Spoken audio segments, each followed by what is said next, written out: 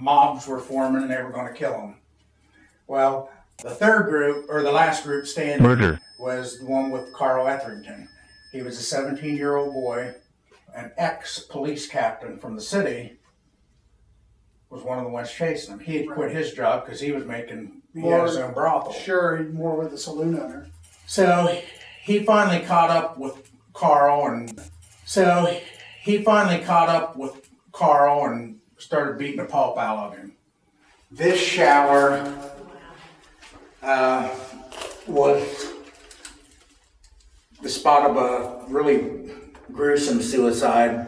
A guy that was arrested in St. Louisville for lunacy. Knife. That was a big charge back then, like for crazy people. They call them lunatics. And 2 days after he was here, this was 1905, they let him have straight razors and knife. Yeah, he borrowed a guy named Sam Buckaloo's straight razor. Knife. It's a knife. And went in there. It would have been a bathtub then.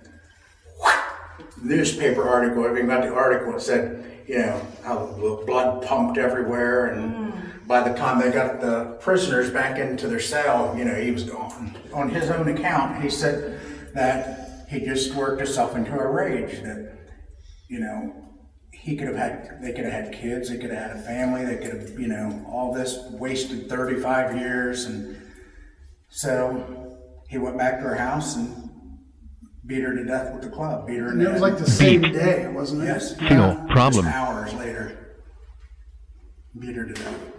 As far as I know, I mean, we've got 18 deaths in here. I know there was more. But the only one I know for sure on this floor was Carl. So this is where they would have came, right here. And that's where they killed him. Beg. In that cell. Yeah, just, there's an energy down my back, right? Yeah, I'm getting a real charge right now. I mean, the hairs. Well, yeah, just sticking my arm in, I feel the hairs on my long fingers. I'm with you. Yeah, I'm getting a buzz everywhere. Oh, I got it heavy back here. That's weird. I mean, this window would have been open. That's weird. I mean, this window would have been open out there, July. Now I'm getting it again, just as I stood up. I felt just a smidge on my neck. Interesting that you get that hit as well. We had a private group come through. Grandpa. And they brought this woman and her two children. Well, they're not children, they're probably in their 30s, but her name was Nora Frances Bullock from Newark. Well, we found out that her paternal grandfather was Sheriff Albert Rowe Francis. Her maternal grandfather was Sheriff Ross Embry. Both of her grandpas died in this bedroom. Wow. Before you called them their grandfathers, the word grandpa popped up.